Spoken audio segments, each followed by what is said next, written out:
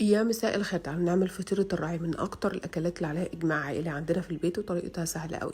ده كيلو ونص من البطاطس، قشرتها وقطعتها مكعبات، ضفت عليها المية والملح ونسلقها. سخنت معلقة من الزيت، ضفت عليها نص كيلو من اللحمة المفرومة، قلبتها لحد ما تغير لونها، ضفت عليها إكليل الجبل، بصل وتوم، ملح وفلفل، وأقلبهم لحد ما يدبلوا. ضفت عليها علبة من معجون الطماطم وقلبتها. دي كوباية من البسلة والجزر المسلوقين، وعلبة من الذرة المعلبة بعد ما غسلتها.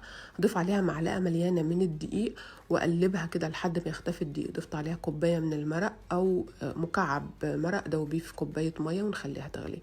البطاطس صفتها ورستها مع الزبدة والفلفل الأسود، ونضيف عليها كريمة الطبخ كده لحد ما نوصل لقوام كريمي كده حلو. خدت الخلطة دي بتكون جوسي وتقيلة ماسكة نفسها من الدقيق. ضفتها الطبقة الأولى في البايركس وفوقيها البطاطس وميكس أجبان شيدر مع موتزاريلا، وندخلها الفرن. دي طريقتها، اللحمة تحت والبطاطس فوق، بتطلع خطيرة.